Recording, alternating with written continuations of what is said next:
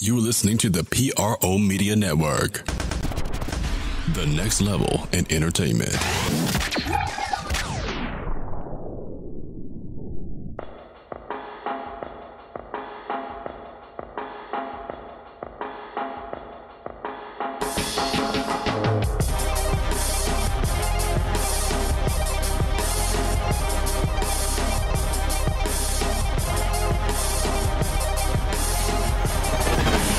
You're listening to the Pelicans Postgame Report on the PRO Media Network for all things Pelicans.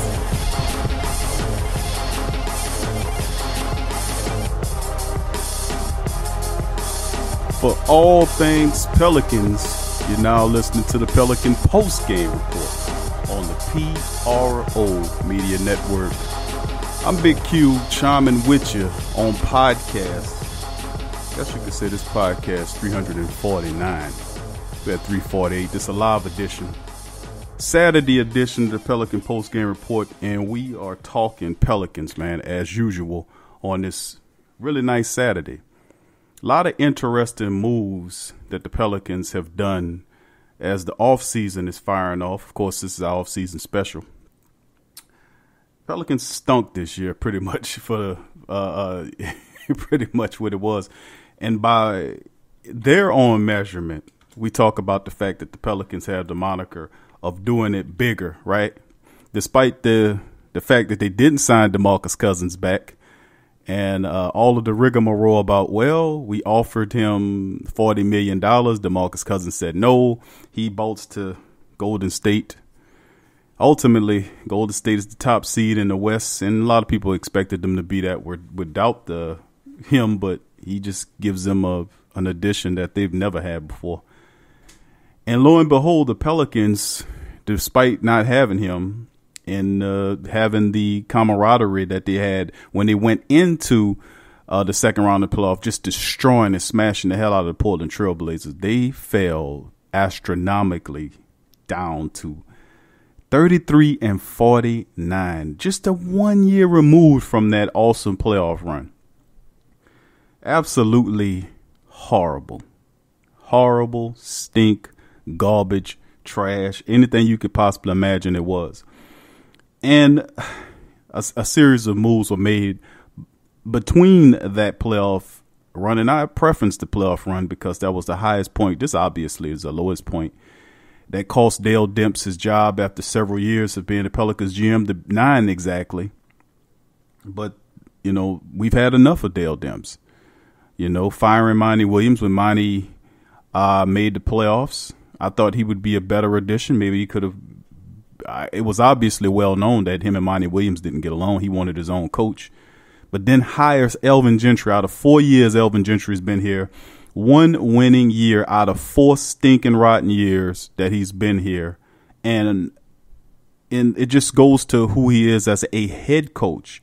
A lot of people was sending me comments about, hey, Q, you might be a little too rough on Elvin Gentry. I'm not rough on Elvin Gentry, man. It's basketball, man. This is a culture. If you don't win and consistently win, then you get the hell out of here. We don't want a sometimey head coach who only practices offensively.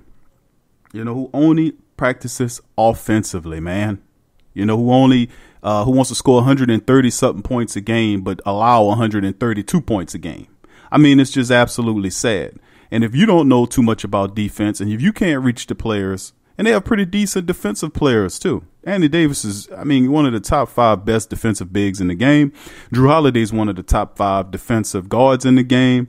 You have really good defensive pieces on this team. They shouldn't be this stinking garbage as far as the defense is concerned. And it's just, you've had an opportunity with this guy. Out of all of the coaches, Van Gundy, Mark Jackson, all of these coaches, even Thibodeau, all of these guys, you hired Elvin Gentry, a head coach with a losing record, who was way at the bottom. Terrible coaching hire. Terrible. Well, ultimately, it brought in a new Dale Demps. It cost him his job. The Solomon Hill contract, Amar Osicks signing him, trading 2 first-round draft picks to get him. And it was 2 years past that they should have been gotten rid of Dale Demps. We all know that. He was a dead man walking, and he could take his coach with him. He can take his coach with him. Now, it's reports coming out saying that they want Elvin Gentry as a consultant and all this. Man, we don't need this dude as a consultant. To consult on what? To consult on mediocrity? We don't need guys like this hanging around because you like them. I mean, just come on, man. This is basketball. We have to get winning people in here. And we have a winner, David Griffin. Pardon me from the last podcast, I called him Adrian. They had a few commenters saying, Adrian. I got it, man. Thank you very much. But David Griffin is a guy that the Pelicans decided to hire quickly because obviously the Lakers were looking at him and LeBron James likes him. And whatever LeBron likes, he gets, isn't it? Is that how it goes? Not this year, pal. Not this year, pal. It's good to see that you don't always get what you want. Sometimes it takes a little bit much more than that to get what you want. And the Pelicans basically, one thing Dale Demps did do is he destroyed 2 iconic franchises without even firing a single shot. He just wiped out the Lakers with that midseason trade as they destroyed the camaraderie of that team because that team was playing pretty good before all that trade nonsense got out of there. And the players started saying, we can't trust LeBron and all these guys. They telling us in one ear that they love us, and then secretly they trying to trade us out the door for Anthony Davis and garbage time Solomon Hill. And then, of course, the Boston Celtics, same deal. Boston were playing pretty decent early in the year when all this other trade nonsense came out with Anthony Davis, and the fact that everybody was on the trade block destroyed the camaraderie of the team. They're now the 4th seed in the East. Big time smashing of 2 iconic franchises by Dale Demps before he had to walk the plank. Anyway, fam, this is what we're talking about today on Pelican Postgame Report. And David Griffin's signing means so much more because the Pelicans didn't sign a general manager. They got a vice president of basketball operations, which is the 2 titles that Dale Demps held. Now, they created the VP of basketball ops several years ago when they figured they needed a basketball mind higher than Dale Demps in the building that directly reports to the owner, which is Gail Benson. They talked to Joe Dumars, Louisiana's own Joe Dumars, for the VP of basketball ops for the Pelicans. That was Tom Benson. Obviously, it didn't work out because Joe probably wanted some money to do the job, and Joe's accomplished. He's a former Hall of Fame player, won 2 championships with the Detroit Pistons. One of the toughest players that Michael Jordan said he had to guard against was Joe Dumars. And then Joe took his success from the player level to an executive level as he headed the Detroit Pistons back to prominence, winning championships, and had that team in the finals a few times, and they were competitive with Joe Dumars over the helm. Now, he's a Louisiana guy. Tom Benson, at the time, rest in peace, didn't make the deal happen because I thought it was about money. It was about money. But ultimately, they end up giving the VP job to Dale Demps, and Dale Demps had 2 hats, either of which he didn't do very well. He didn't do very well. And ultimately, like I said, it cost him to walk the plank. He did do a good job of bringing in Danny Ferry to help in the system, which the last couple of years were actually pretty decent. The only issue is you had a guy at the head coaching, who was head coaching a team who didn't use the talent that Dale Demps gave him. He would run 8-player rotations nightly and would have guys like Jahlil Okafor, Kenrich Williams, Ian Clark, and all these guys just riding the damn pine night after night after night while running Anthony Davis, Drew Holiday, Julius Randle, and all these guys into the ground with minutes. I mean, this was his philosophy. That's why it like, open up your damn bench. You have 15 active people. Use these players that's on the bench. They're just sitting night after night. And all of a sudden we realize, hey, Jahlil Okafor could play. Jahlil Okafor with minutes could play. Hey, Sheik Diallo with minutes could play. Hey, Kenrich Williams with minutes could play. Hey, Frank Jackson with minutes could play. And all of a sudden, people started realizing these guys could play. Guess what?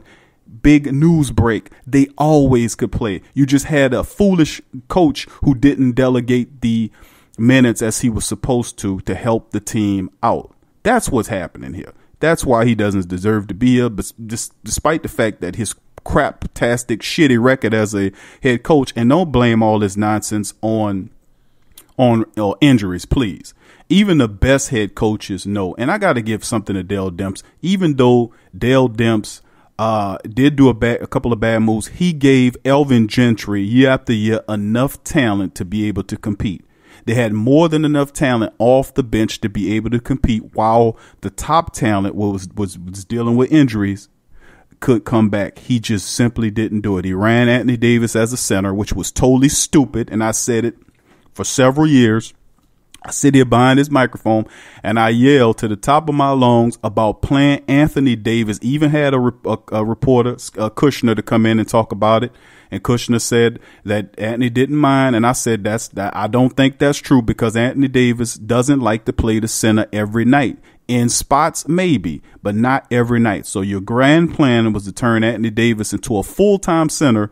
And I said, you're going to run him off doing that stupidness. And of course, Drew Holiday and Anthony Davis was leading the league in minutes played. He was running them into the ground too early. And ultimately, the team crashed. A number of factors, but really behind it, it was the dumb decisions of the head coach in many realms. And I don't think he deserves to be back here, man. I mean, 4 years and 1 winning season. Man, get the hell out of here, man. We don't need no Elvin Gentry. Find somebody better. They're way better guys, younger guys that can reach this team and make them competitive night after night, and not complain about bad calls, not complain about this or that. And then the reporters ask them about why is the defense collapsing night after night. Well, I don't think the defense collapsing. I think we just dealing hard on fixing, dealing with the dribble penetration. Dribble penetration mean they get into the damn hoop unmolested, unstopped, unprohibited, whatever you want to call it. They're getting walk-up layups on a nightly basis because the defensive schemes run by current coach, soon to be fired coach L. Gentry, stunk to high hell. Anyway, that's what we're going to cover on this show today. I'm going to look at a few of these moves here. And of course, we're going to open up the phone lines in the second segment and allow you guys to call in and get your comments in, or questions, concerns, whatever you guys thinking it is that you want to throw in there as well. So the Pelicans, man, what we gonna do here, man? What do you guys think about this whole deal? Is the Pelicans, man? Do you think for a second the Pelicans? This is not. Now let me go over the top story. Now we covered it yesterday about Griffin. What this ultimately means is Griffin comes in and he is going to be the VP. That's the job that initially was set up for Joe Dumars. They created the position. It's always been there. A lot of people don't realize that Dale Demps was wearing 2 hats. He was the VP of basketball operations for the Pelicans and a general manager. Now, as far as I'm concerned, according to reports reported by ESPN's Wojnarowski, is saying that he is the VP of basketball operations, which means that he is going to hire a general manager to assist him in the building of the Pelican franchise. The building into a credible perennial team. This team has a lot of talent. Of course, Anthony Davis trade happened, the trade nonsense behind him. Of course, maybe a lot of things could play in a factor. Maybe Griffin is slick and smooth enough to talk AD back into staying with the Pelicans. Or perhaps he doesn't want to go to the Lakers based on the fact that the Lakers are a train wreck right now. So all of this stuff does play a part. Do Anthony Davis in the back of his mind, do I really want to go out to LA and play with LeBron? What's going out there right now? They just fired their head coach. They just Magic Johnson just quit on them. They just mixed the playoffs. The team is like tore up. They almost is more tore up than when I am here in New Orleans. Should I really go out there? I mean, I like LA and all. I bought a house out there, but I'm a millionaire. I can go out there on my off season. I can fly my jet out there if I need to, or take a private flight out there if I want to go out there. Should I go out there? That kind of stuff kind of gotta have to fester in the back of Anthony Davis's mind. Perhaps. We don't most certainly know, but a lot of variables are at play here. If Griffin talks him back into staying, or perhaps we trade him to Boston for picks for Jason Tatum. I mean, either way, the Pelicans are going to have a top 10 pick in this upcoming draft. Maybe a top 5 pick. Maybe. A lot of things up to talk about with this. But we'll come back and we'll finish talking about David Griffin's impact. What it could possibly be to the New Orleans Pelicans. And perhaps, this is the start of something great. We'll cover it on the other side of the break. And we'll have call-ins. Y'all guys call in. We'll open the phone lines coming up. Stay with us.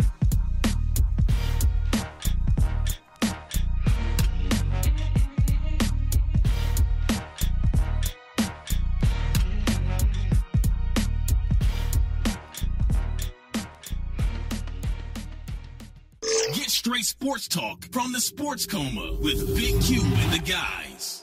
Embrace Pet Insurance is more than just pet insurance. Embrace Pet Insurance promises to provide genuine support and certainty when your pet needs it the most. With personalized accident and illness policies, compassionate customer care, 24/7 access to veterinary professionals, flexible wellness plans, timely claims processing, and online customer portals, their values is what makes them Embrace. So, when selecting a pet insurance company as a partner in your pet's care, you deserve a company that has your pet's best interests at heart. Get top-rated and reviewed coverage for your pet today. Up to 90% back on bills at any vet, total protection, pet insurance and wellness, and dependable claims payments. Get the top-rated and reviewed coverage for your pet today. Go to embracepetinsurance.com. That's embracepetinsurance.com. Check the link in the description section below.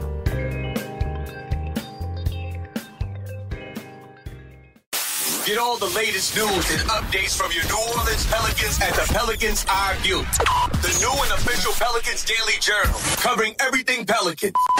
Attention, everyone. Get breakdown on games, free agent signings, and potential moves. Unbiased opinions and straight up facts with statistical analysis from G Valley.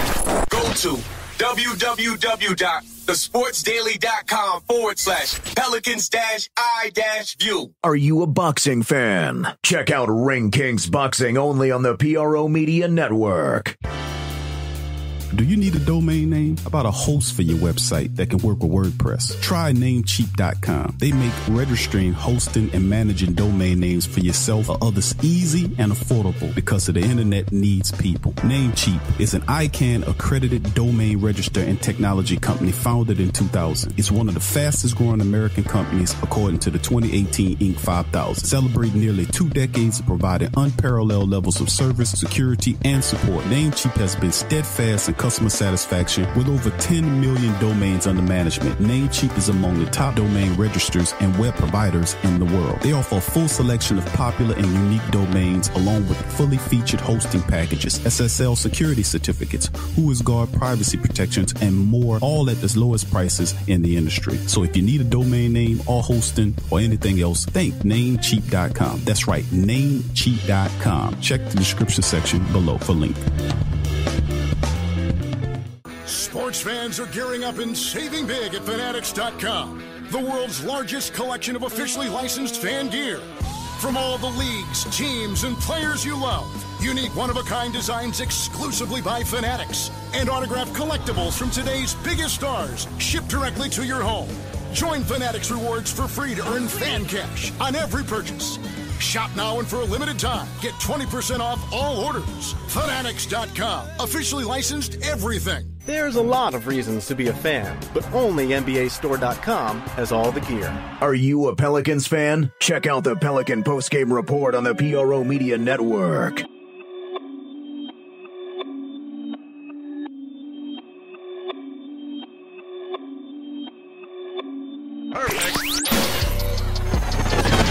You're listening to the Pelicans Postgame Report on the PRO Media Network for all things Pelicans.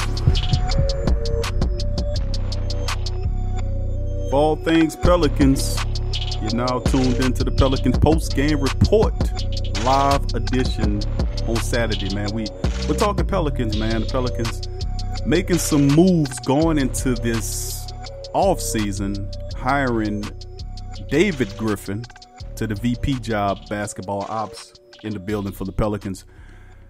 Very, very interesting move by the Pels. Very interesting, very good, solid move.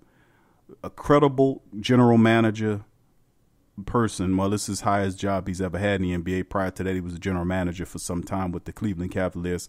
Before that, he spent time, 17 years, in fact, with the Phoenix Suns. He won the NBA title back in 2016.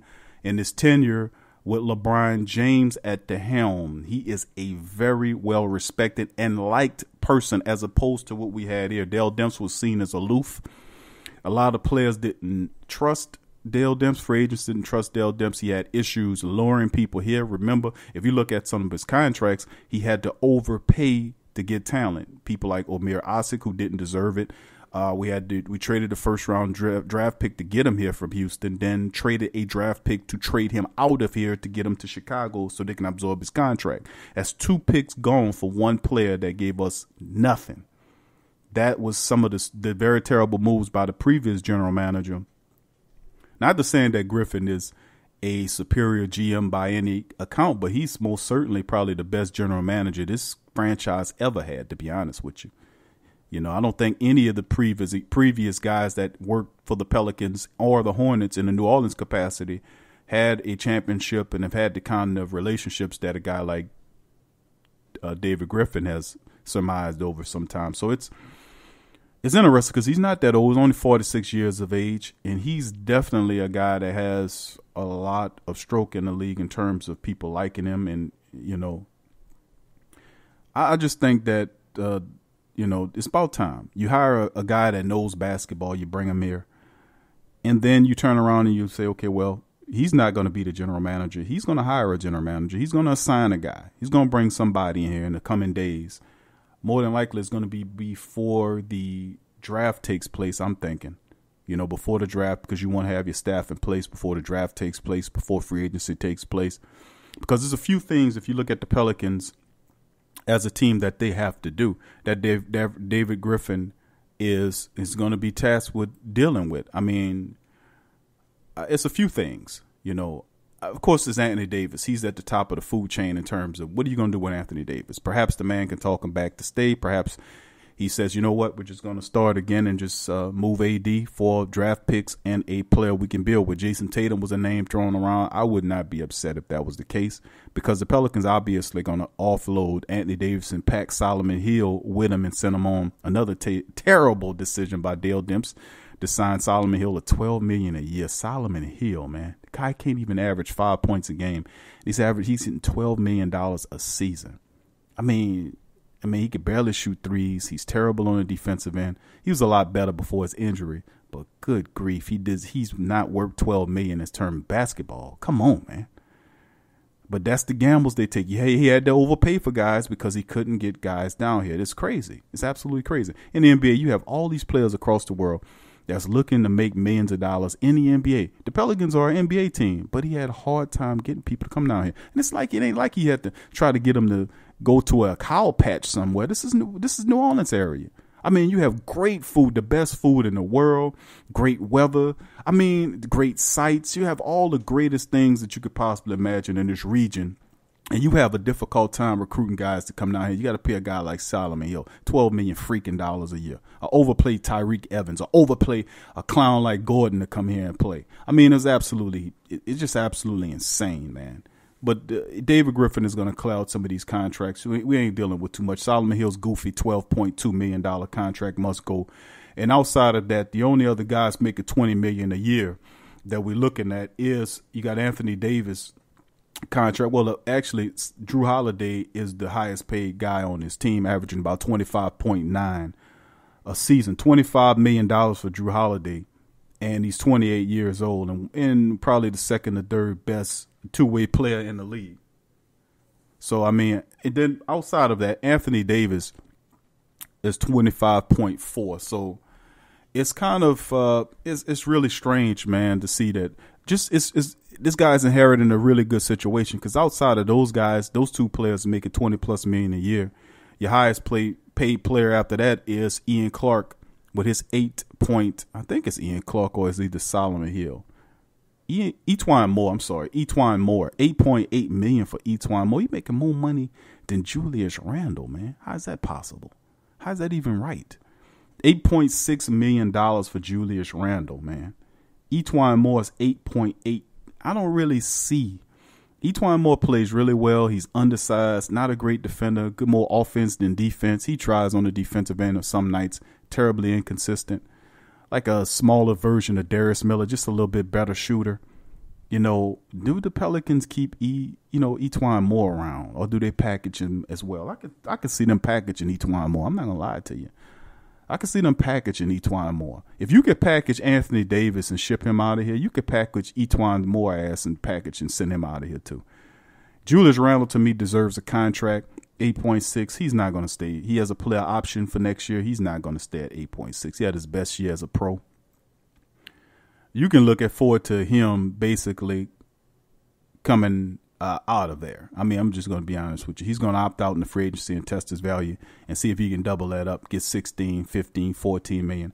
Wouldn't be mad if Julius Randle can absorb that. I mean, he should be able to get that. He's outstanding. His bully ball, strongman game translates well with the Pelicans. I love it.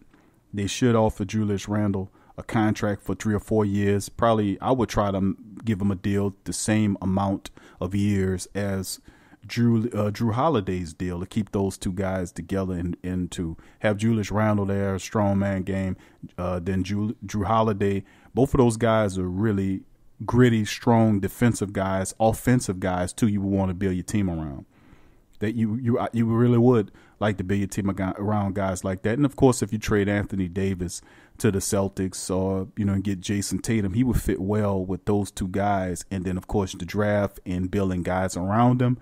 And then the Pelicans wouldn't have. I mean, to be honest with you, they shouldn't fall that far. They shouldn't fall that far. To be honest with you, when the next season comes in, they shouldn't fall all the way down to the dregs of society in terms of the NBA.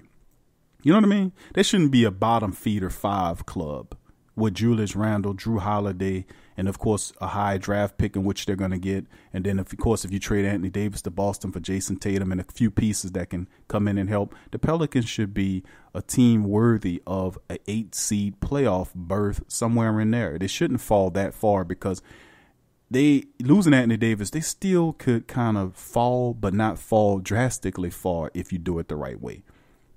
Anyway, that's on that. Let's talk about let's go into the thinking of who the next series of people are going to be. Of course, the VP job is ate up by David Griffin. So who to you are possible candidates for general manager? Y'all talk to me on this here thing. Y'all let me know what y'all think about it. We'd included the call-in number. We sent it out. The call-in number is 504-475-4482. 504-475-4482. That's right. Call up. Y'all chime in. Y'all get y'all words in. DJ Quack, all you guys, you got an opportunity. Call in and let us know here at the Pelican Postgame Report what your thoughts are on this. We're going to have them to put them in the chart on Spreaker. Y'all guys put that in on the chart. Put the number in. They're going to type it in. It's 504-475-4482. That is the call-in number. Y'all guys call in and y'all let us know what you guys think about these moves and what the Pelicans should do. Bottom line. Now, let's proceed. Now, the Pelicans get their VP of basketball operations. Who would be a good general manager to you? Who would you use or who would you call to have to work with Danny Ferry? Now, obviously, when Danny Ferry got the VP job, he offered the general manager job to Danny Ferry, and Danny Ferry told him this. He said, quote, "I let the Pelicans know throughout the process that for a few reasons, the timing wasn't right for my family to move full-time to New Orleans," end quote. Right? Quote, "It's a great job and it deserves full-time focus," end quote. Now, that's what he told Griffin upon being hired. But he also said later on that he's interested in a consulting role, something like what he was doing with Dale Demps. Something where he can consult is basically, I guess, a part-time situation. This GM role will be a full-time job. Well, he'll have to do this, that, and the third. And it kind of the special assistant's a part-time consulting job where he can come and go as he please. But who to you will be a good general manager? Let me know that. Call in number 504-475-4482. Call in. Let me know what the hell you guys think. Who would be a good GM? Remember, Vice President of Basketball Operations is the title. They didn't call him a general manager, even though Dale Demps did function as a general manager, but he was called a GM. So VP and GM is two different positions. He could do both, even though the report didn't say that he is both.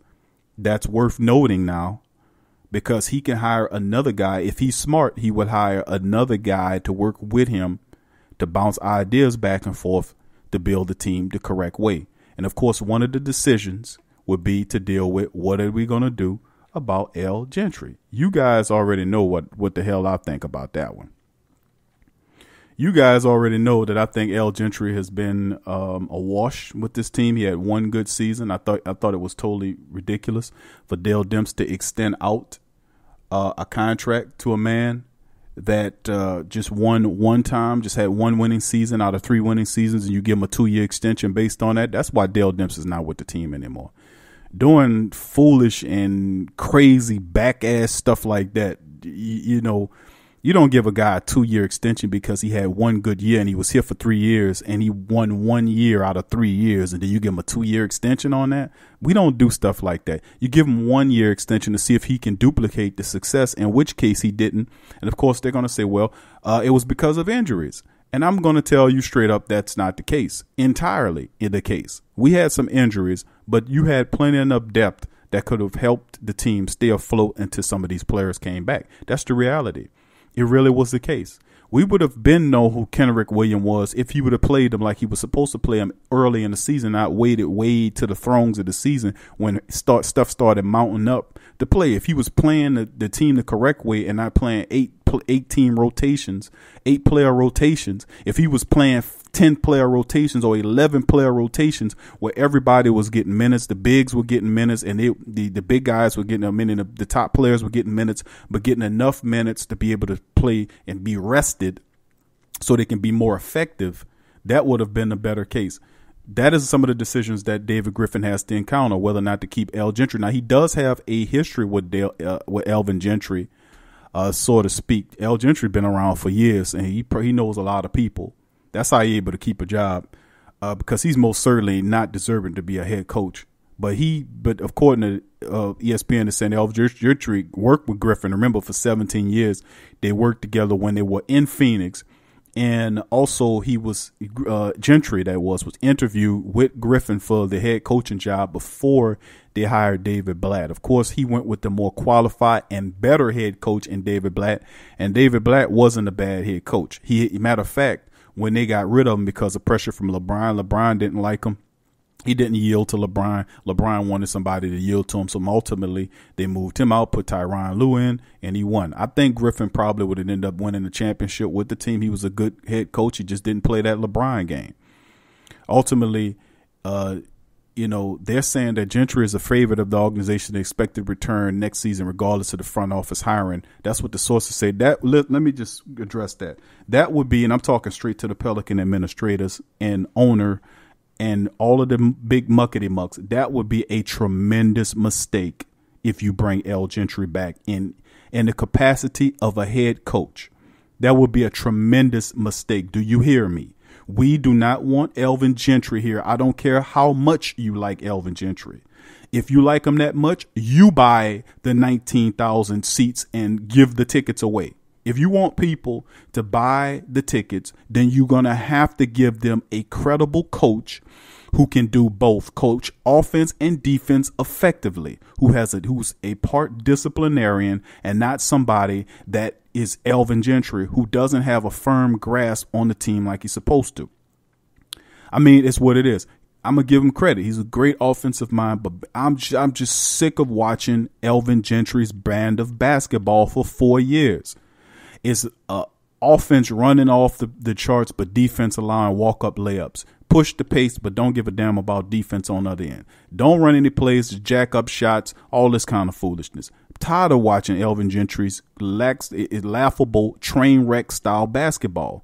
We need a guy here that teaches offense and defense and really teaches the team to be disciplined, teach the team to be fundamental. None of these things Elvin Gentry is teaching. If he's teaching them, he's a poor teacher because it's not reaching the team on the floor. It's not. Give us a call, 504-475-4482. You agree with me, man? Chime in. Let me know what the hell going on. Because I just think, just let me know if you guys agree with me on this whole Gentry thing. I mean, it's crazy. Non-discipline, no discipline here defensively. I mean, absolutely a train wreck. And the fact that he's not a good developer of a talent. And I've heard people from ESPN, oh, Elvin Gentry is a good head coach. This is what a mirror or whatever his face is from ESPN said. I said, this guy don't know what the hell he's talking about, man. These guys don't watch the Pelicans play. I watch the Pelicans play every damn game, man, for the last many years. And when since Elvin Gentry is here, can he say the same? To say that Elvin Gentry, oh, he's a good head coach. He does such and such. He's not a good head coach, fool. This dude doesn't know what he's doing. He's a half a coach, if anything. You know, and it's time for him. We don't need Elvin Gentry. If you like Elvin Gentry that much, give Elvin Gentry a job on the side to consort or sell T-shirts or whatever the hell you want to do, as long as it's not anything dealing with coaching the players.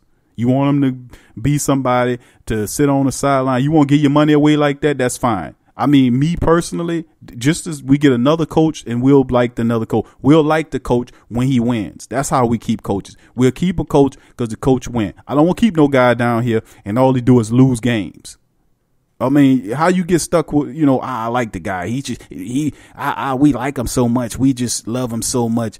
And now he loses a lot of games, mind you, but we would love to keep, we just love him so much. It don't work like this, man. This is sports, man. This is basketball, and basketball, pro basketball. You win, you in, you lose, you out. Talk to me here. Talk to me now, fam.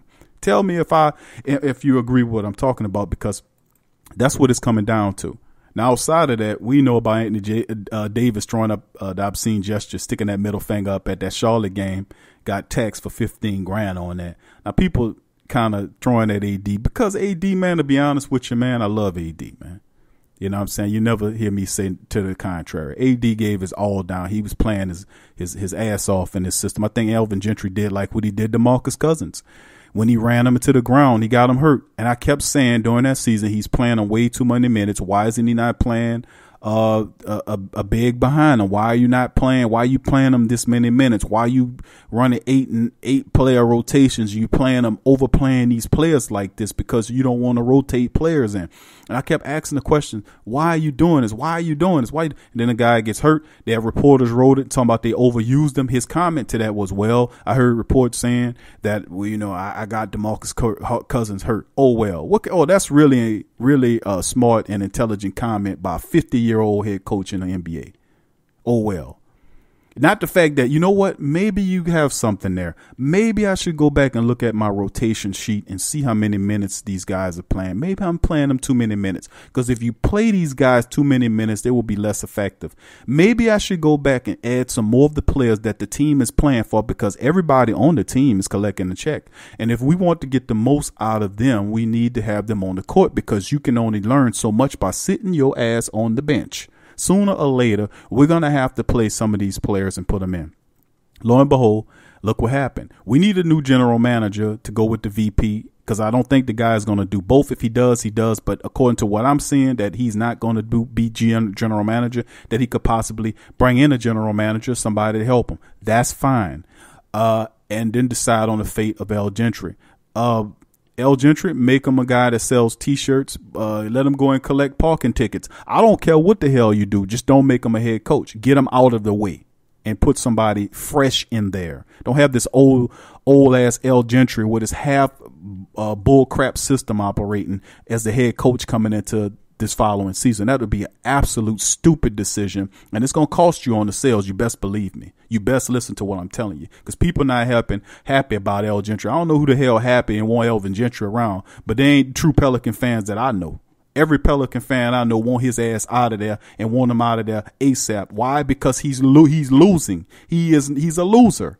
He's losing games. He's a loser. He's losing games. Oh, it's because of injuries. Oh, it's because of this. Let me ask you something. Does Greg Popovich ever get the title as a loser? Does some of these other credible NBA players and these other coaches who consistently have to deal with injuries and turmoil and bad attitudes and player demands, how are they able to win every damn year? And Elvin Gentry can't because of injuries. He's not dealing with anything any other head coach in the league is dealing with. All right, let's move on. So we went over some of the injuries, issues dealing with some of the players contracts. Griffin comes in, has 2 players that's over $20 million. Holiday, Davis, of course, Davis on the trade block. Rumors have it that not only Davis is on the trade block as well, but Drew Holiday could be on the block as well, depending on if there is a deal that the Pelicans like. And you be like, Q, that's crazy. Why would we trade Anthony Davis and then trade Drew Holiday when he just started balling for us? Well, because the team might have the idea that they want to start totally fresh, meaning that instead of building a team through free agency, the Pelicans simply going to do what a lot of good teams did. OKC. What did OKC do, fam? Did they overpay for persons to come and play for them? Did they do that? No, they didn't. You know what they did? They drafted people to come and play for them. They were patient, and they built the team through the draft. It is no excuse that the Pelicans are the smallest market in the NBA. Doesn't mean a hill of beans. When the Pelicans win, people come out and play. Go back and look at the playoffs. During the playoffs, the entire region was in that building with shirts. I mean, it was standing room only in the Pelicans in the New Orleans Smoothie King Center. When you win, we come out. Don't talk to me about saying that this is not a basketball town or region or whatever. That's bullshit. At the end of the day, this is a basketball town as well as a football town. You only need 19,000 people to come in, or 18,006 to sit in the building. You mean to tell me you can't get 18,000 people out of a region of over 300,000 people to go and watch a basketball game? And they're just not marketing to the city of New Orleans. They're marketing statewide, all the way up into Mississippi, all the way up into Alabama, all the way up into Texas. They are using it as a region, and they're very good at attracting people to come and play. They have really good packages for you to go and watch professional basketball in New Orleans. So the argument about a small town team is absolutely bull. Utah is competitively in the playoffs every year. Utah, they might not get past the second round, but the Utah Jazz are in the playoffs every year, aren't they? And they're a small market. The OKC Thunder are in the playoffs every year. And you say, well, it's because they got Westbrook. Guess what? They didn't sign Westbrook. They drafted Westbrook. They drafted Durant. They drafted James Harden. They drafted Sergio Ibaka. They drafted Steven Adams. They drafted Reggie Jackson. They drafted all of these fantastic Enes Kanter. I mean, they drafted fantastic players and put them into a winning system, and they built the OKC Thunder into a perennial playoff team. That could be you, New Orleans. We could be a perennial playoff team as long as we don't use too much money and spending all this money on garbage talent. How about we play it smart and build the team through the draft? And if we have a player out there, we have the cap the player room, we can put him. If you trade Anthony Davis and get pieces for Anthony Davis and draft picks for Anthony Davis, you're going to be a lottery team. So what does this mean? Really fast. This could be a fast swing from a 39 win club this year. You were in the playoffs second round last year, and we go from that to this. You know, I mean, it's to be quite honest with you, we're not going to fall that far. 504-475-4482 is the call-in number. You guys can feel free to call in and let us know what you think about what's been happening with this team. Now, like I said, man, I've been hitting, kind of bashing down on, not bashing, I'm just telling the truth on Gentry, man. Whether you like it or not, man. You can say, well, man, you know what? Q's kind of hard on it, but let me tell you something. He right as rainwater. The man talking truth. I'm telling you the truth. If the man was winning games, I'd be like, man, we got to keep him, got to extend him out. But it doesn't work. If he doesn't work here, do not keep him. Let's hear a little bit of Al Gentry's end of the season interview before I carry on some more. Remember, call in numbers 504-475-4482, 504-475-4482. Let's listen to Gentry end of the season. Like living in New Orleans, I think, once you're here for a few years, it's a place that you grow to love and respect. And, and like I said last night about the fans, I think we got great fans. The ones that comes to the game are very dedicated. I think they're very passionate, and they'll let you know that. And sometimes it's not all positive.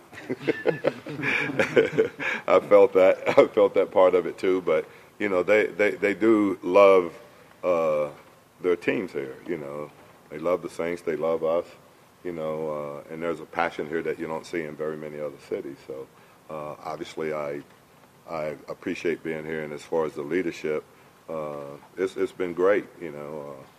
Obviously the passing of Mr. Benson was really tough, but I think Mrs. Benson has stepped in and done an incredible job. Starting with the playoff run that we had, she was at every single game, traveled, even all the way back to Portland to see us play. And I think she's going to be a great leader for both of the franchises here and a great leader for the community in general, and Louisiana for everything that she does. So I think from that standpoint, everything is great and in place. And as I said last night, I think, we're going to have a great team next year. We'll find a way to do it. What do you think about the growth Juniors has shown this year in your system? I think he's shown that, he had the one thing for us and played the one way for us with so much force that really helped us. I thought, he's capable of being a facilitator and a playmaker too. We can give him the ball and he can push it in our break. And, I thought he had a great year. And I think he's just getting better. We fail to realize that, the guys that we're talking about are, a lot of them. I mean, Julius is 24 years old, so he's got nothing but a huge upside. Alvin, now that the season's over, do you think the league can do anything moving forward to make sure that a situation like Andy doesn't happen for another team down the line? I mean, I think that's an interesting question. I think there's something that will be talked about in the league office, I mean, obviously it's very disruptive to a franchise and to a team. I think it's something that is going to have to be dealt with. So that'll be something that has to happen in the league office. Coaches evaluate players at the end of seasons and think about things that they can do and improve in all season. How much reflection do you do at the end of each season about what you could have done better or communicated better or any of those types of things? Oh, I'm probably a lot harder on myself than I am any other players because I feel like as the leader, I've got to try to put them in every situation to be successful. So, I question myself after every single game, wins or losses, of what I could do better or, the rotation I should have had out there or the play that I should have run or who I should have run it for.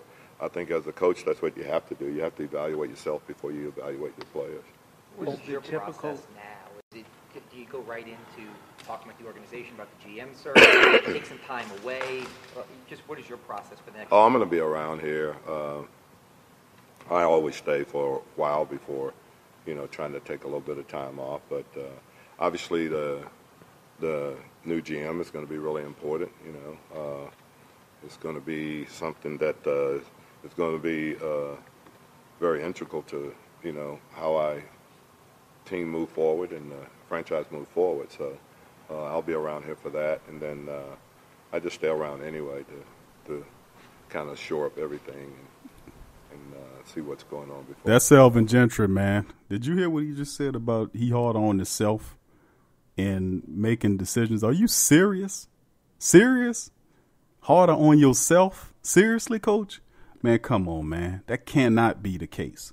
That cannot be the case. 4 years, one winning year out of 4 years, and you mean to tell me you can't go back and look at yourself honestly? If you can't, I mean, dude, I don't know who you got around you, consulting with you and telling you maybe you have a bunch of yes men. Maybe you need to find somebody around you who's not just going to sit up there and kiss your butt and agree with you every day, because that seems like what's going on. Listen to the Pelican Postgame Report. Listen to podcasts like these podcasts who don't have no reason but to tell you the absolute unbridled truth about this team. Listen to this and listen to it. This might seem as it's this tough love. This is tough love because I love my team. This is tough love. This is not unconstructive criticism. This is constructive criticism. It's the fact that the team does not respond to to Alvin Gentry consistently. Why? Why? Because your message is stale. Why is your message stale? Maybe you need to alter your coaching staff. He could have did that. He did get Fitch to come in and help with the DeMarcus Cousins deal, but the defensive guy, which is where the problem lies with the Pelicans. They lost a lot of games because they just simply were shitty defensively. And fundamentally, how do you, if you're a coach in the league for 30-something years like he likes to always spell out, then why is it, and this is very, very, very honest questions, why is it that your team stinks so bad and consistently fail as opposed to maintaining winning? Then you say, well, we had injuries, everybody has injuries. Name me one team in the NBA who didn't deal with injuries. Did Greg Popovich not deal with injuries?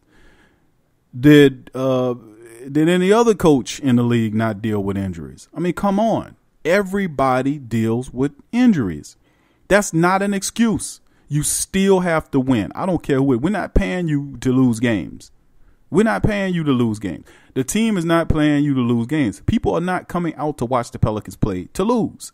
They want to win. They want to win. Win, win, win, win, win, win, win.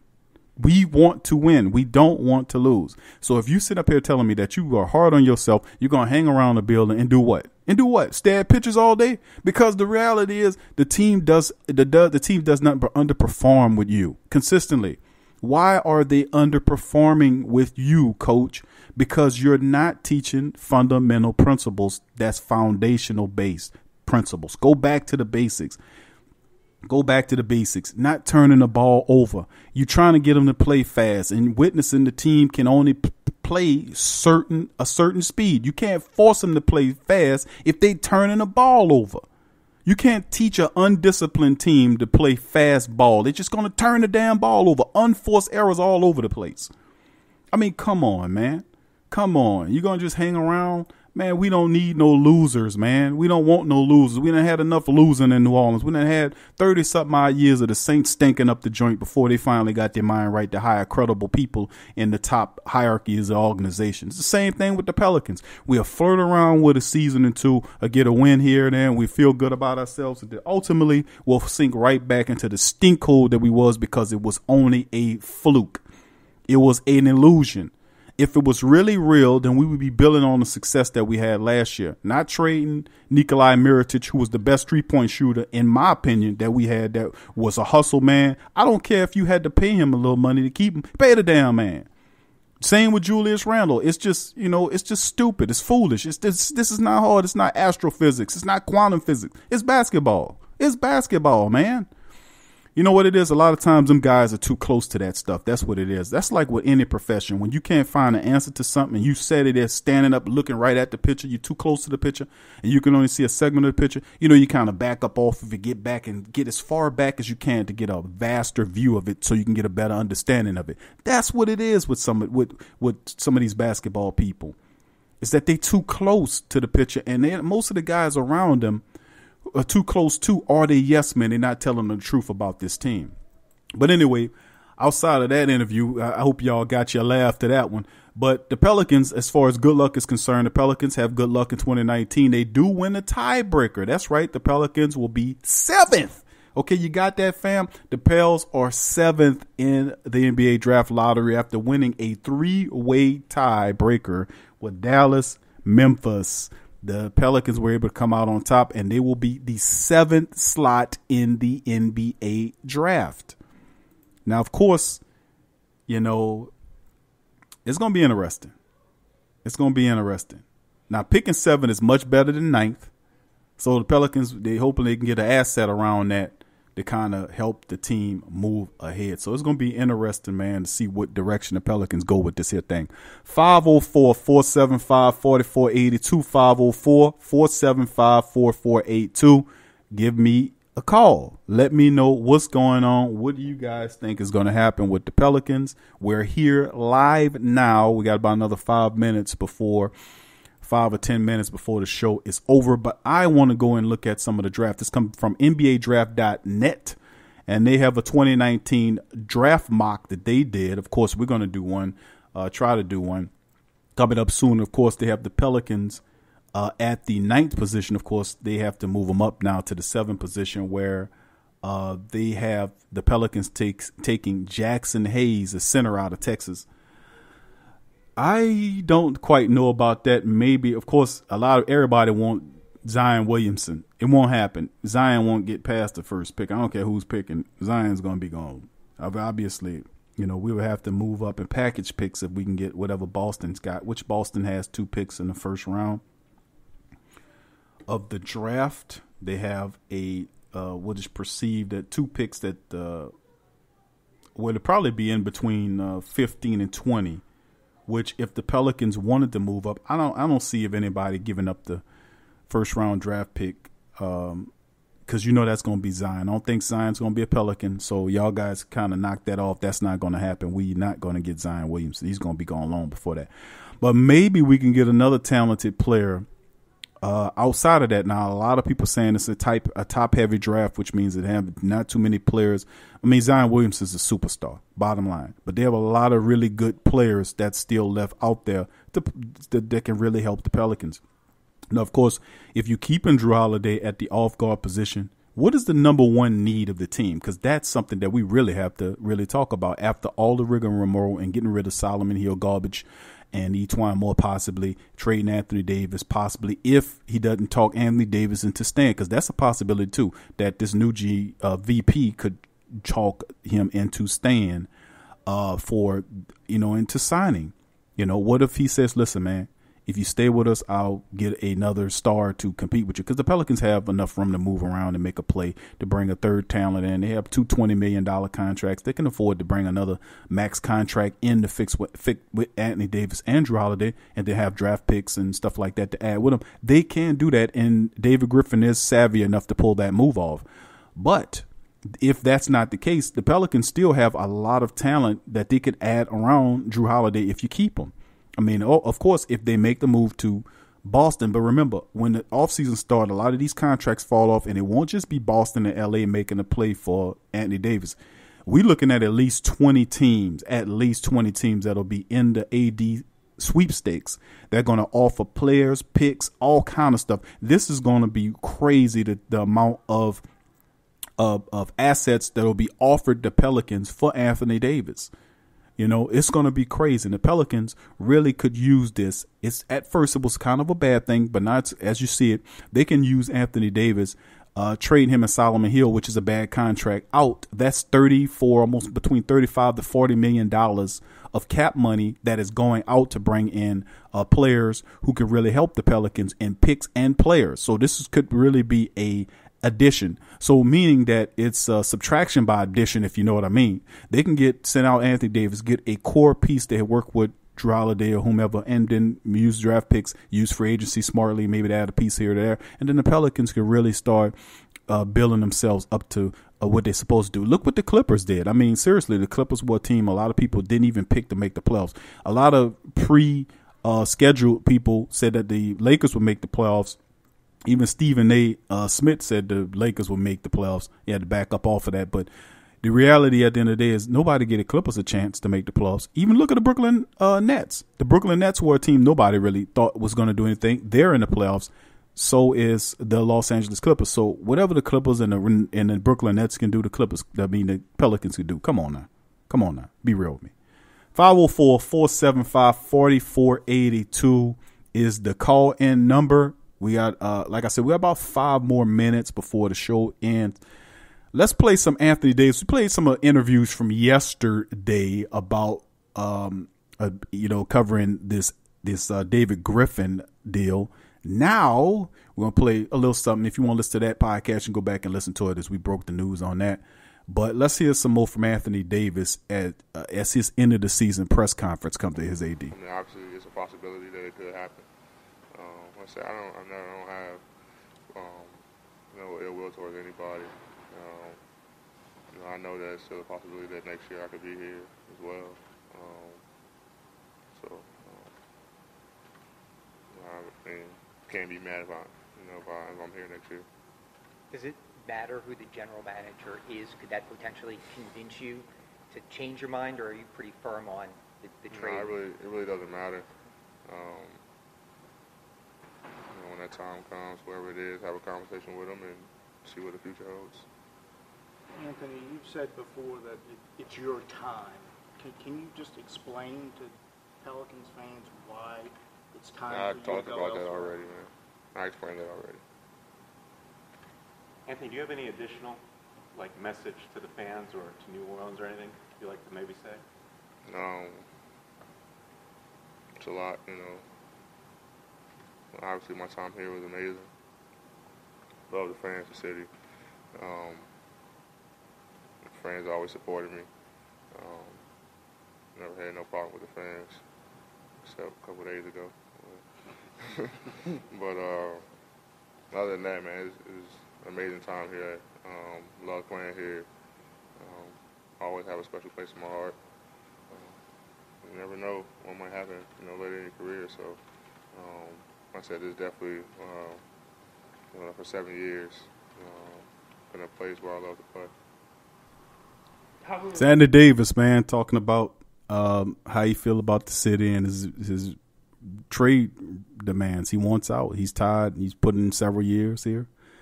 And listen, man, let's get this out here. We love Anthony Davis, man. Anthony Davis, we love you. You know what I'm saying? Don't let LeBron blow smoke up your butt about, man, we can do such and such and all this kind of stuff. That's what a recruiter do. You've been recruited before. When you come out of high school, they recruited you to here, that, a third. You got to Kentucky. You know what it's like to have people recruiting you. That's all this is. And sometimes people, look at the Kevin Durant situation. Boy, he was lambasted when he decided to go to Golden State. Now, that's an afterthought now. Two championships later, and probably going to be a third championship later against Milwaukee. That's what I think probably going to end up getting there. Golden State, Milwaukee, that'll be interesting. But, man, with all that being said, Kevin Durant is on the crux of winning 3 championships since he went to Golden State. Where are all those naysayers who criticized him the first time for going there because he wanted to, get the feeling of winning a championship? That's the problem with most traditionalist-minded people. You got to understand, it's more than one way to get a championship in the NBA. You can start on as a star of one team and then work your way up there, and you know what I'm saying? Or you can join something else that's already part of a winning culture and win championships. Who gives a damn as long as they win a championship? You know what I'm saying? At the end of the day, look at DeMarcus Cousins. DeMarcus Cousins took a cheap deal to go play with Golden State, and he's going to be a part of a championship culture. If he wins a championship with Golden State, and odds are he probably is, he goes back into free agency, winning the championship, adds that to his resume, and then, he can go wherever he wants to go. So, this is what Anthony Davis is doing. And there's been other players that's done this before. Maybe some is not as popular as Anthony Davis. But to go and play with LeBron James and with the mess that is LA is, I don't know if you want to go in that direction. But he's sounding like he's done. He sounds dead and dried up, doesn't he? Well, like I said, man, it's time for him to give him a fresh start, and the Pelicans could really do that by moving him for some key areas. Jason Tatum's already reported saying that he wouldn't mind being the face of the franchise. I would love Jason Tatum down here to pair him with Drew Holiday and Julius Randle. I would love that core and give him a point guard because the Pelicans really need that. Now, before we get out of here, let me give you the number one final time, 504-475-4482, or simply comment. Comment and share your thoughts on what we talked about here today in our Pelican off-season special, closing season special. Now, let's look at some of the prospects coming in. Of course, Zion Williamson leads the chain as the top guy. We won't get Zion. Come on, people. We won't get Zion. We just beat out Memphis and Dallas for the 7th seed in the NBA draft coming up in May. So let's look at some potential people we can look at filling the slate. In order to do that, we got to look at the Pelicans roster and say to ourselves, what do we need in terms of competing? Look at the team from 1 to 5 in the starting lineup. What starting spots should we or can we field either through free agency or the draft? Now, I don't think the Pelicans are going to go haywire and say, man, let's go up in the, let's just tear the league up and go into free agency and just start hiring a bunch of players and go Dale Dimping it. I don't know if that's going to be the issue, but I think they'll probably take over a conservative, laid-back approach. Seeing what comes to them, building with Anthony Davis, making a few trades there, making a trade there to get out of Solomon Hill deal, get him out of here, freeing up more cap, and maybe the Pelicans can go. Now they'll have a 7th pick, their own pick, and whoever they trade with could be Boston or whatever. But the Pelicans can come away with 3 first-round draft picks in this draft, and a lot of people, experts, say the draft is top-heavy. Well, if it's a top 20 or top 25 draft, I don't buy that. I think there are really a lot of good players coming out of this year of college. It's just they just not really names that that's going to blow you away. But there are really a lot of really good players, as you've seen in the tournament. A lot of those players were in the tournament. Now, let's look at the top 5 for the Pelicans. Who do you think the Pelicans need in terms of starting? I look at the Pelicans roster. We look at their depth chart, and I got the depth chart in front of me. You got, Elfrid Payton at point guard, Drew Holiday at off guard. Then, of course, small forward is listed as Darius Miller and Julius Randle, and Anthony Davis at center. Of course, AD is going to be traded. And, of course, Kenrich Williams is actually the true small forward. If they were to play a game today, Kenrich Williams would start over Darius Miller because he's more of a complete player. He does the dirty work that that Darius Miller can't do. He does the defensive stuff that Darius Miller can't do consistently on a daily basis. And the only thing Darius do have over him is his ability to shoot the 3-point ball. Kenrich Williams is a scrappy guy. He gets offensive and defensive rebounds. He can shoot the 3 as well. And this is his first year here. He's going to really develop into a talent for the Pelicans. He doesn't really cost you anything in terms of money. He's going to be excellent. So looking at the Pelicans depth chart, who do we see, really seriously, at spots at the point guard position? Is Elfrid Payton the answer? Hell no, Elfrid Payton's not the answer. We had this conversation before in the previous podcast. Go back and listen to it, and I break Elfrid Payton down and tell you why. The small forward position with Kenrich Williams is definitely interesting for me. I think we probably would do better to find somebody that was more of a scorer. If you can get Jason Tatum right there, I think that'll fit well. Julius Randle should be re-signed. I don't see why they wouldn't bring Julius Randle back unless you can talk Anthony Davis into signing his extension and pair a big with him. Maybe DeMarcus Cousins comes back. Maybe we do it like that. I know that's a long shot, but I'm saying that the only way you can, like, say, for instance, David Griffin, you don't think Griffin's going to come in as a vice president of basketball operations, sit down and have a discussion with Anthony Davis and try to convince him to stay? Man, that's what that man's going to do. I guarantee you right now, between now and the next week, that's what he's doing, trying to line up a conversation with Anthony Davis, to woo Anthony Davis, to lay out a game plan, say, AD, this is what I'm going to do, and I want to know if you can get on the board with this, because the Pelicans really, if they can talk him back at the stand and building with him the right way with a new general manager, who knows what this could be. I'm just throwing it out there. But as far as what I'm seeing the Pelicans need, they definitely could use Jahlil Okafor. He's still under contract. He got a team option for next year. He's super cheap. Like I said in the preview show before the season started about Jahlil Okafor, that he can play the center position, former top 5 pick. I would definitely look at playing him at the center position.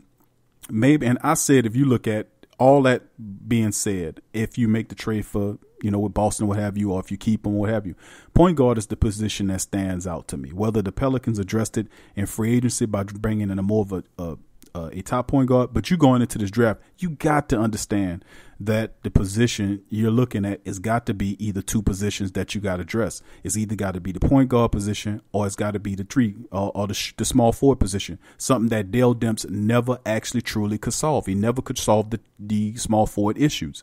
He never could. In all of his times here, he never had a decent small forward.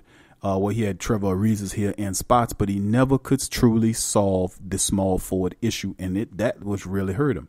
So if you look at some of the people that we have at the point guard position, I said we need a little point guard to run the position. Somebody that can shoot the 3-pointer, somebody that can, that looks good in that route, that can allow Drew Holiday to stay where he is, a penetrating guy that can do some things.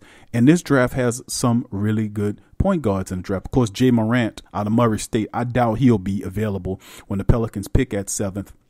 But there are a few other guys. How about Kobe White from North Carolina? He's out there that we could take a look at. Perhaps he can be a guy. Darius Garland from Vanderbilt's another guy that could be a help at the point guard position, huh? I mean, these are things that you got to look at. You got to look at that point guard position. You say, well, AQ, what about Frank Jackson?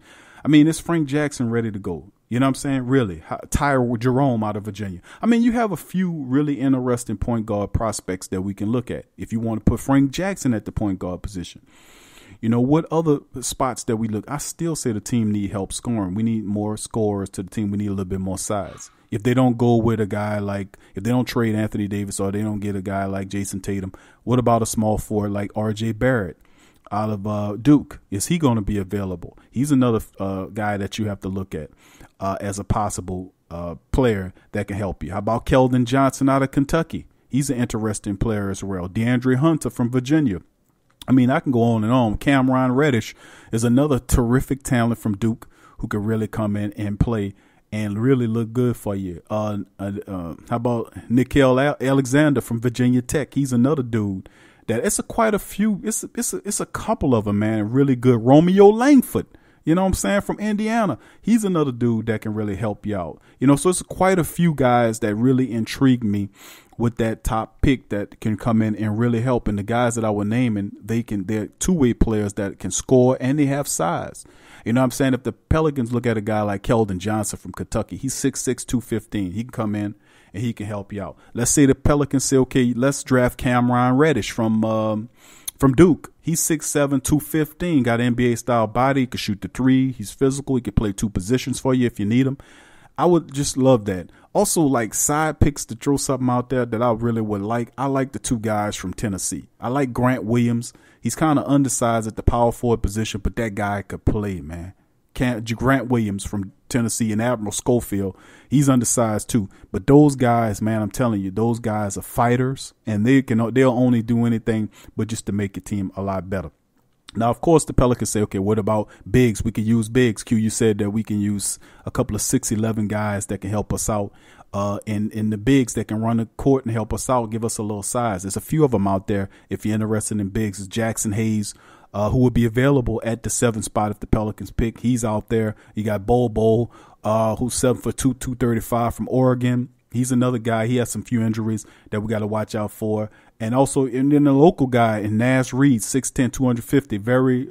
We got that strong man game going on with him from LSU. Could be interesting as well. So that's a few of the draft guys that we're talking about. Now, you guys chime in and let me know, who do you think would be a good player as far as the draft is concerned or free agency is concerned with the Pelicans, with the new general manager. Like I said, it's a lot of things that can go on. They can end up trading Anthony Davis, or Griffin could really just sit down and talk to Anthony Davis and really like change his mind. Stuff like this happens all the time, because do you really want to go out to LA right now? Look at the situation. They were terrible. They didn't make the playoffs.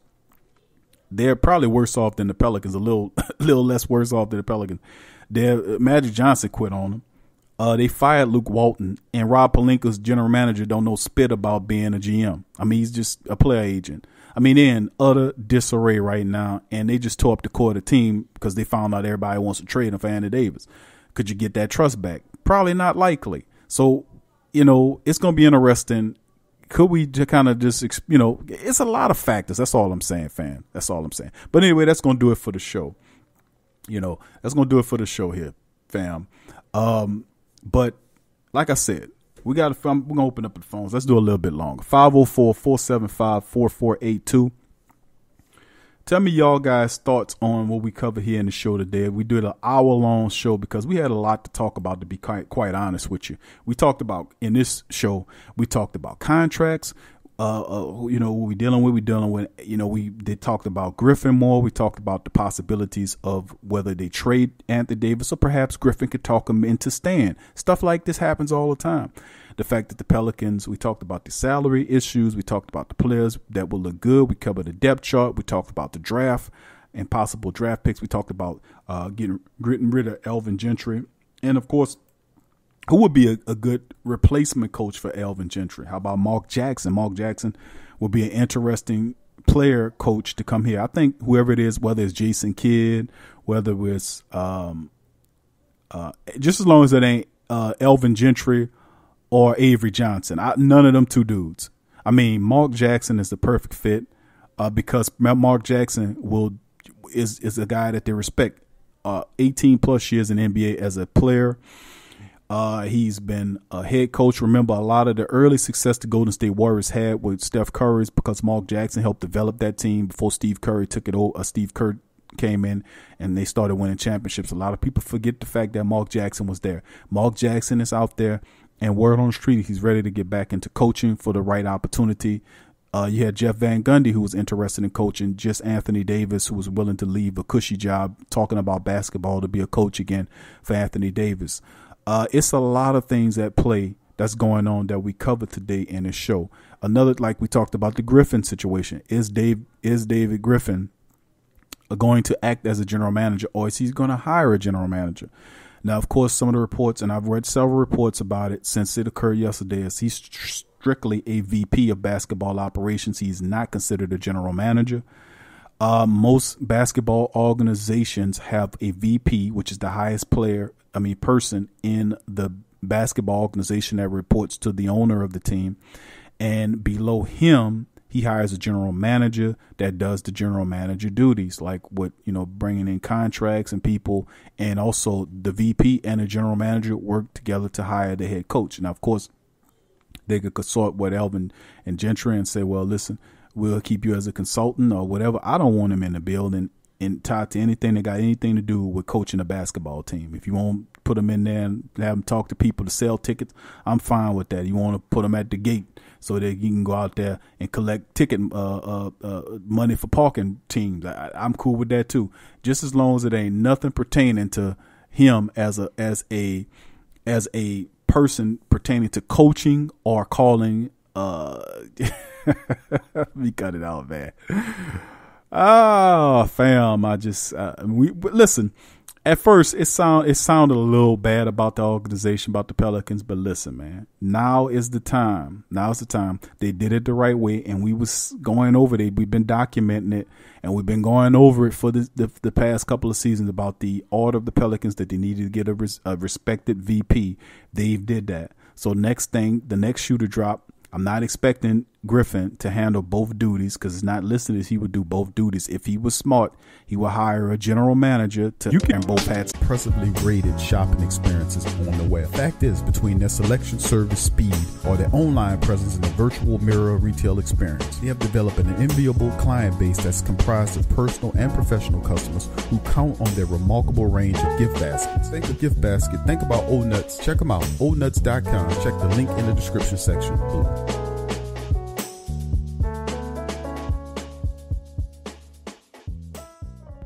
Tea is your escape. It's your opportunity to create a moment for stillness, for reflection, for yourself. It's your connection to a world of senses, flavors both exotic and familiar, energizing and relaxing. It's your retreat from an increasingly turbulent world. It's the perfect paradox of simplicity and complexity. Teabox.com connects tea to people, uniting the richest flavors of the finest teas with the curious, the cultivated, and the adventurous all over the world. The freshest tea you've ever tasted, from crop to cup. There's simply no simpler way to experience the wonderful complexity of tea. Teabox, packing up the freshness. Tea thrives on freshness, and so do they. Teabox temperature and humidity control facility ensure that tea is maintained. The teas themselves go into oblique bags with aluminum layers that protect them from excess moisture and light. With Teabox, shopping for fresh, loose leaf tea is easy because you make an informed purchase. You know exactly where your tea is coming from. So for the freshest teas in the world, check out Teabox.com. That's right, Teabox.com. Check the link in the description section below. Are you a boxing fan? Check out Ring Kings Boxing only on the PRO Media Network.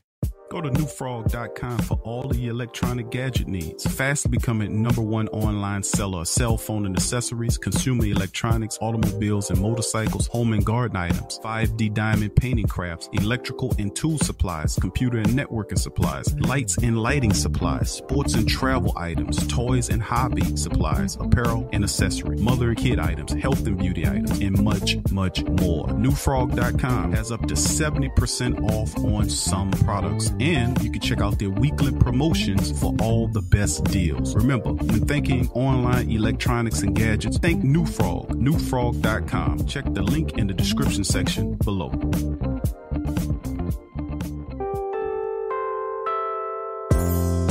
In today's world, children are bombarded with negativity on television, online, and at school. Our kids need to have a positive outlook on life and the world around them. I want to share with you a valuable resource you can use to bring positivity into your child's life. It's the new book, 101 Powerful Children Affirmations, a guide to positive child self-image from author and dad G.J. Barabino. This is a simple guide loaded with wonderful and inspirational affirmations designed to uplift young people's spirits. This positive and powerful children affirmational is chock full and loaded with wonderful inspirational sayings that will lift your child's self-image to whole new levels through the awesome power of spoken word. 101 Powerful Children Affirmations, a guide to positive child self-image from author and dad G.J. Barabino. Available on Amazon. Order a copy for yourself, your child's teachers, or anyone you know with children. 101 Powerful Children Affirmations, a guide to positive child self-image. Order your copy today. What's up, Sports World? The PRO Media Network is on a mission to reach 10,000 subscribers. So besides our regular programs like the Sports Coma with Big Q and the guys, the Pelican Postgame Report, Rapid Fire TSC, and others, we will be expanding out and offering other content like movie, anime, and gaming reviews for your entertainment. So if you enjoy our content, please donate at our Patreon page. Also subscribe, comment, and share. And help the PRO Media Network reach 10,000 subs. Peace.